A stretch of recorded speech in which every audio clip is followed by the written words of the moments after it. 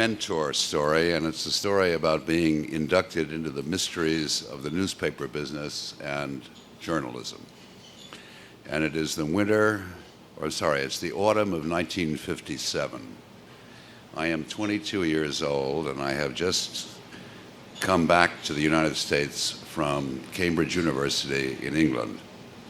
I have my first job, which is as a cub reporter for the San Francisco Examiner, and I am sent to the Oakland City Hall press room. This is Oakland in the 1950s. This is before Mario Savio, before Haight-Ashbury. It is still the old world. The press room looks like something out of Front Page. Radios on the walls, barren desks, typewriters, underwood, upright typewriters of the kind that you still see in some of the movies of the 1930s. Everybody is wearing a hat.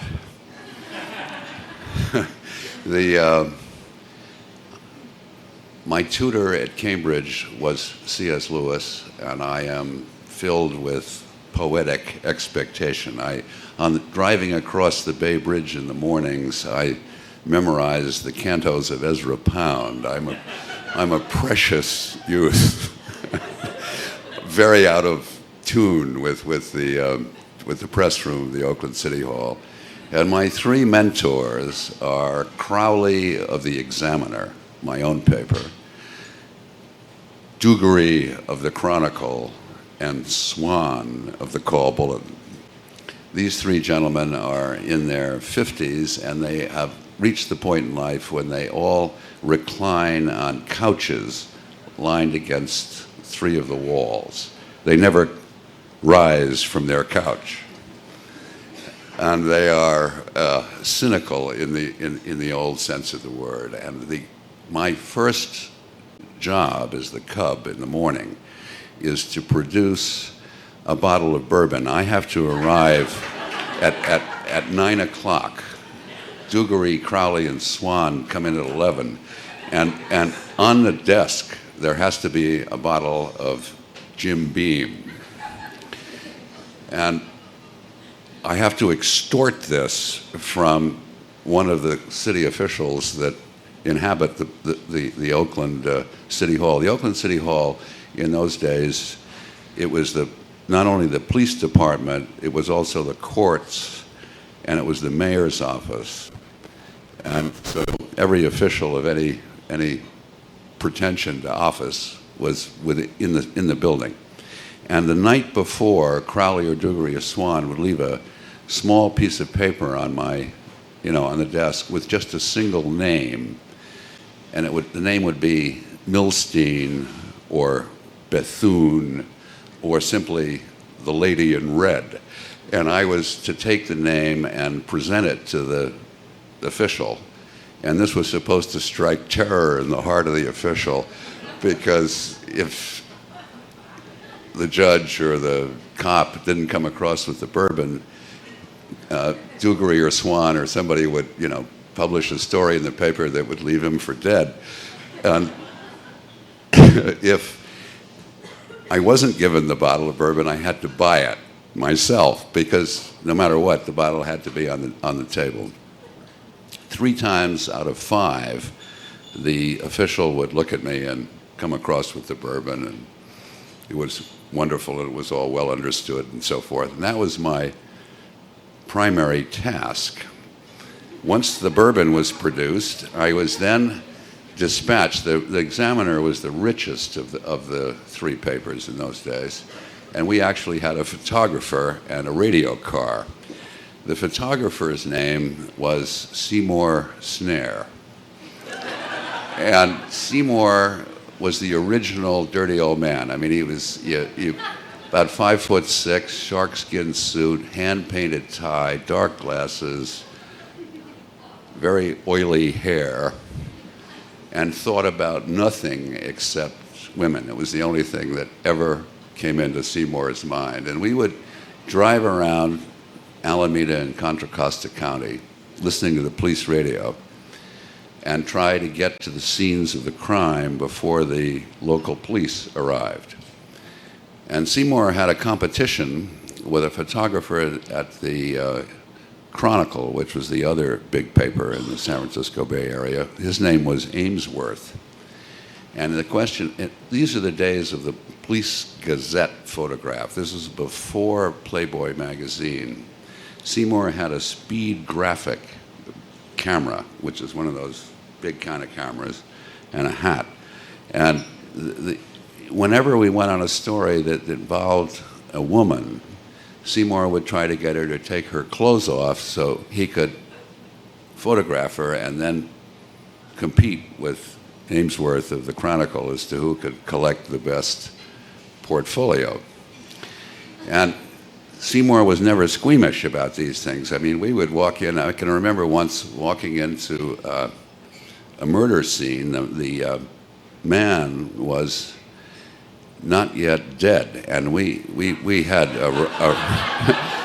we had arrived before the police. We happened to be very close by when the call came in on the radio, and the girlfriend was in some degree of hysteria. It wasn't clear how the man had died. He had 4 gunshot wounds, but nevertheless, whether she had shot him or he had shot himself or somebody who had left rather abruptly had shot him, none of this was clear. But Seymour was trying to get her to pose in a negligee, standing over the dying the dying man. And to my amazement, he succeeded in this enterprise. Some days later, we're driving around in our radio car. I've provided the bourbon. Everybody is calm back at the City Hall. And the word comes in from the office in San Francisco that a very prominent citizen of Oakland has been run over by a truck on Route 1, somewhere north of Marin County. And this is a man of 65 years old, a pillar of the community, large mansion in Piedmont up in the Berkeley Hills, and it's going to be an 8-column headline in the afternoon edition, but we have no photograph of him. So the call comes in from San Francisco. Seymour and I are dispatched to get the photograph. Also, by the way, to inform the widow that she is a widow. And we drive up to this mansion in Piedmont, long, wonderful gravel drive, huge house, fountains, marble. And we get to the front door, and I say, Seymour,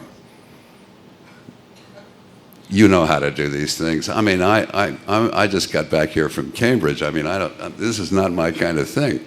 I'm a sensitive person, and I don't want to have to do this.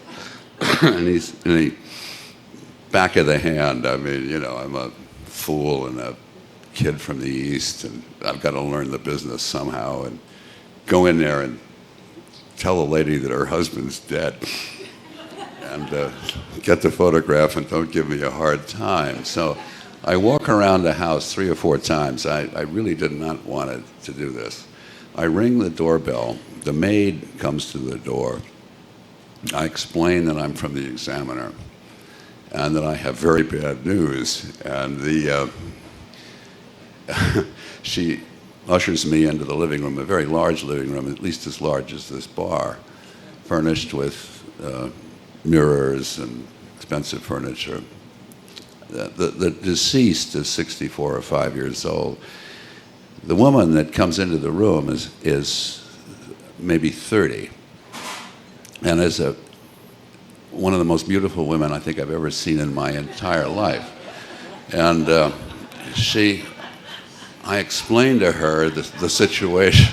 I said, you know, your husband has been run over by a truck, and what we're asking for is a photograph because he's a very important person, and we'd like to put his picture on page 1 of the Hearst newspaper tomorrow morning in San Francisco. I understand what you mean, she says, and leaves. And she says, I'll get you a picture. 20 minutes pass. She returns, and she has changed into a nightgown, much like one that you would see in an old Carol Lombard movie. I mean, it's got feathers, and it's white satin. She's got a bottle of champagne and 2 glasses. And she says to me, "This is the happiest day of my life."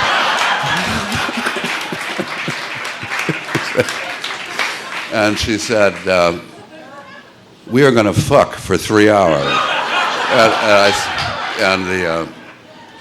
I understood that. I would say, you recently returned from London and Cambridge, and I understood that it was good manners to comfort the widow, which I did. And 3 hours later, I went out to the car. Seymour was asleep with his hat on the head of the wheel, and we drove away. And he said that I was somewhat slow coming back with a picture. I said I was. That was true. And then he asked me what happened, and I didn't have the heart to tell him. I couldn't say this to Seymour, and I tried not to. But eventually he wrung the story out of me and never spoke to me again, because I explained that whoever had walked through the door, that was the way it was going to be. And it could have been you, Seymour, I said. He never forgave me for this. Meanwhile, back at the Oakland press room, the refinement in those days was every Friday afternoon there was a showing of stag movies that were collected by the Vice Squad raids. And these are the old movies. This is before pornographic movies have become common on HBO. I mean, people are wearing blue socks and brown shoes. It's an old kind of film, but nevertheless, it was a big hit in the press room, and they put it up on the wall. We didn't have a screen, but we had a white wall. And this, oh God, all right, okay, that was. But this is how one corrupted the officials and developed information from the judges and the cops and so on. And the Vice Squad that provided this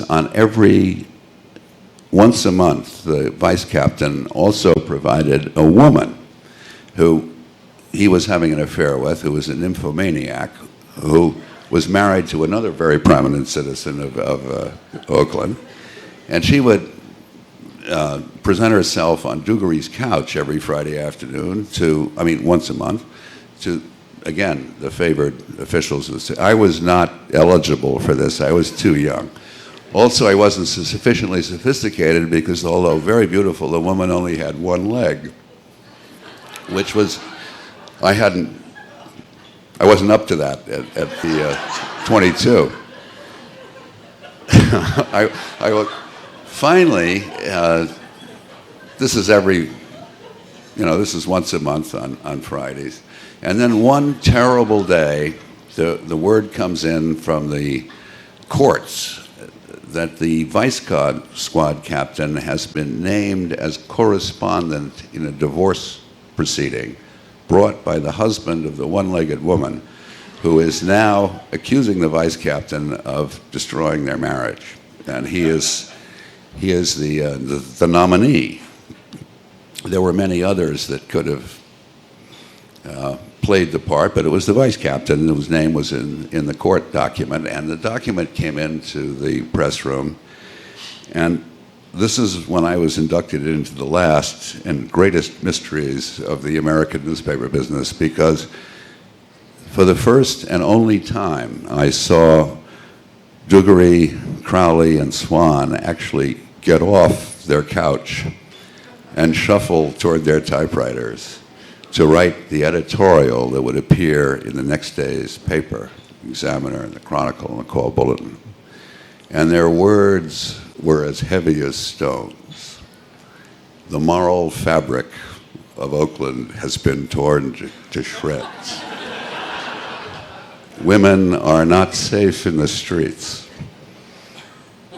how can such things be? On the magnificence of their hypocrisy was a lesson that I have never forgotten. I mean, a few days later, I was reassigned to San Francisco, but I had an insight into the American news media that has stayed with me, lo, these many years. Thank you.